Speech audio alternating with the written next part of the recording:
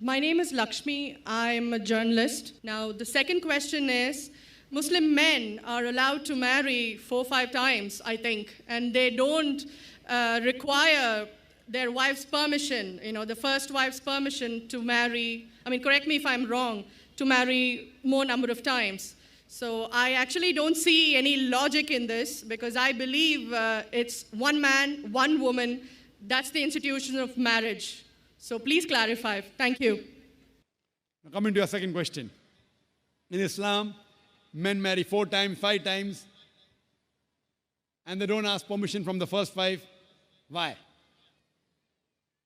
As far as polygyny is concerned, a man having more than one wife, Islam is the only religion, and Quran is the only religious scripture on the face of the earth which says marry only one. There is no religious scripture besides the Quran. I'm a student of comparative religion, which says marry only one. There is no verse in the Bible, no verse in the Bhagavad Gita, no verse in the Veda which says marry only one except the Quran. If you read the Hindu scriptures in Ramayana, the father of Sri Ram, how many wives did he have? How many wives? More than one? More than one. 3 wives. Fine. Shri Krishna, according to Mahabharata, how many wives he had? Unlimited. Not unlimited. You don't know your scripture well. No. Did he have 4 wives? No. I have no idea. Not 4, not 100, not 1,000, 16,108 wives. How many wives he had? 16,108. So why can't we Muslims have 4? What's the problem? When Shri Krishna can have 16,108 wives, why can't we have 4? Further, if you read the Vishnu Purana, chapter number 24, verse number 1, it says a Brahmin can have up to 4 wives. If you read the Jewish scriptures, it gives you permission to have as many wives as you wish. If you read the Christian Bible, it gives you permission to have as many wives as you wish. If you read the Bible, Abraham had 3 wives. Solomon, how many wives he had? He had 700 wives. It is later on, the church has put a ban that Christians should marry only one, not the Bible. It is the Jewish community married more than one wife. It was in 1950 that chief rabbi passed a synod that Jews should marry only one. So it is the rabbi, not the Jewish scriptures. And according to Hindu scriptures, you can marry as many as you wish. It is the Indian government in 1954 passed a law called the Hindu Special Marriage Act. Hindu Special Marriage Act, which says Hindus should marry only one. It is not the religious scripture. It is not Bhagavad Gita. It is not Ramayana. It is not Mahabharata. It is not Veda. It is the Indian Penal Code. The Indian government, which has passed a law in 1954 that Hindus should marry only one. But according to the statistics of the status of the woman in Islam, if you read the government documents on page number 66, 67, it says that Muslims do polygamous marriages. You know what is the percentage in India? 4.3%. How much? In India, 4.3% of the Muslim men do polygamous marriages. A statistic between 1951 to 1961. Hindus, how many? 5.06. 0.7% more than the Muslims in India, according to the Indian government. Even though it is prohibited according to the Indian law, yet they do more polygamous marriages than the Muslims. Why? Now, let's analyze what does the Quran say. Quran says in Surah Nisa, chapter 4, verse number 3, marry women of your choice in 2s, 3s or 4s. But if you can't do justice, marry only one. This statement, marry only one, is only given in the Quran and no other religious scripture. It says, marry women of your choice in 2s, 3s or 4s. But if you can't do justice, marry only one. So if you want to marry more than one woman, one of the criteria of the Quran is you should do justice. If you can't do justice, you should marry only one. Now, what are the reasons, logical reasons a person can think that why has Islam permitted certain men to have more than one wife. Many non-Muslims think it is fard. It is compulsory for a Muslim man to have more than one woman, to have more than one wife. It's not compulsory, it's optional. It's not fard. It's not compulsory. How many Muslim men do you know who have more than one wife? How many do you know, sister? How many do you know? A few. How many? A few again. Few means 1, 2, 3, how many? Yeah, at least about 3. About 3. Have you heard of Dharminder? Yeah. How many wives he has? 2. Muslim or non-Muslim? Non-Muslim. Non-Muslim. Your previous chief minister, what's the name? Jayalalitha. Yes. Hindu or Muslim? Hindu or Muslim? Hindu. Hindu, fine. Now these are famous personalities. Fine. How many famous personalities you know in India who have got more than one wife? The 3 you know may be locality, fine? Yeah. Local, maybe friend in your neighborhood, maybe your colleague. In India, there are more non-Muslims having more than one wife than the Muslims. Now let us understand what are the logical reasons. Come back to logic now. Now, by nature, if you ask any medical doctor, he will tell you, male and female are born in equal proportion. Girls and boys are born in equal proportion. But any medical doctor, any pediatrician, any children doctor will tell you that the female sex, the female child is stronger than the male child. That's the reason there are more deaths in the male children as compared to female children. So in children's age itself, the female children are much more than the male children. As life grows on, there are people dying due to accidents, due to alcoholism, due to war.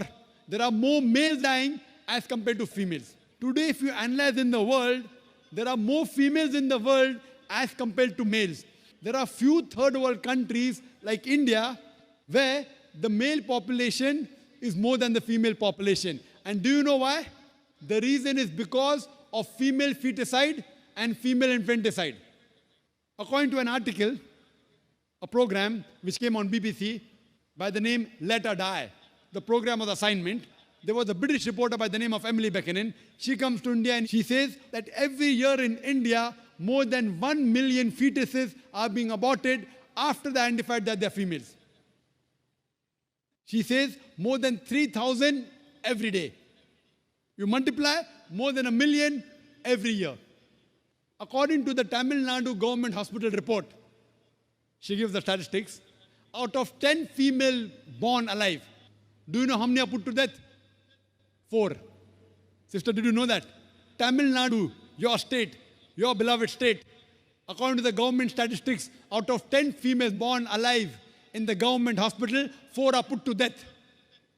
There are billboards put in Rajasthan and here, which says that spend 500 rupees and save 500,000 rupees. You know what does it indicate?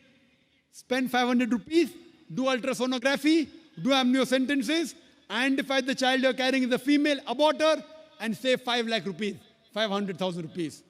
Maybe a couple of 100,000 upbringing her, and the remaining 100,000 in dowry.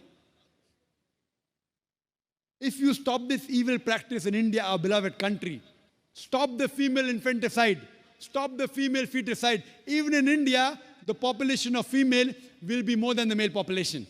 If you see the rest of the world, if you see New York alone, there are 1 million females more than males. In USA alone, there are 7.8 million females more than males. In UK alone, there are 4 million females more than males. In Germany alone, there are 5 million females more than males. In Russia alone, there are 9 million females more than males. And God alone knows how many millions of females are more than males throughout the world. Suppose I agree with your philosophy, sister, you said, 1 man, 1 woman. If I agree with you, sister, with your philosophy, 1 man, 1 woman. And suppose my sister happens to be in America, or your sister happens to live in America. And suppose the market is saturated. 1 man, 1 woman, saturated. Yet there will be 7.8 million females who will not find life partners. 1 man, 1 woman. Now the option for these 7.8 million females is either marry a man who already has a wife or become public property. You say, Dr. Zakir, Naik, public property, such a harsh word. Sister, it is the most sophisticated word I can use. I cannot use a more sophisticated word than public property. According to the Statistics of America, do you know, on an average, a man, before he settles down with a wife, he has 8 different sexual partners. Do you know that? On average, 8. Some may have 1, some may have 10, some may have 20. 8 sexual partners before he settles down with one. So the only option remaining, so if my sister happens to live in America, or if your sister happens to live in America, and the option is given to her, and suppose the market is saturated, every man has found a woman for himself. And unfortunately, if my sister, or if your sister happens to be one of the women who has not found a life partner, the only option for them is either marry a man who already has a wife or become public property. Any modest woman would opt for the first. Sister, what would you opt for your sister? Marrying a man who already has a wife or become public property? My sister's too young to be married, so... When she grows up and if she happens to go to America, or if you happen to be in America, third choice. what would you prefer for her? You're the elder sister. Would you prefer her becoming public property or marry a man who already has a wife and get equal rights? In Islam, if you have a second wife, you give equal rights. In America, the public property has got no rights. She's degraded. She's dishonored. In Islam, she has an equal right. She gets honor. What would you prefer for younger sister when she grows up? Sometimes it's difficult to speak the truth, sister, correct? Especially in front of such a large audience. Anyway, I've got your answer, sister. Thank you. And your silence speaks for that. So that's the reason in Islam, sister, men have been allowed to marry more than one wife is to protect the woman, not to degrade her. Regarding a question, is it compulsory that the husband should take the permission of the wife? It's not compulsory because if she wants to protect, if that man wants to protect another woman, a normal woman, I agree with you, sister, no woman under normal circumstances would like to share the husband. You have to agree. This is human nature. But if the woman is a good Muslimah, is a good Muslim woman, what she says, let a small loss take place to prevent a big loss. She will say, I know sharing my husband is a loss for me, but I would prefer letting a small loss take place for me to prevent my sister becoming public property. She's a good human being. So she would surely give permission to the husband to marry a second woman, if she's a good Muslim woman. But taking permission is not fard, it is preferable. But at least informing is a requirement so that he does justice between the two wives. Hope that answers the question, sister. Thank you.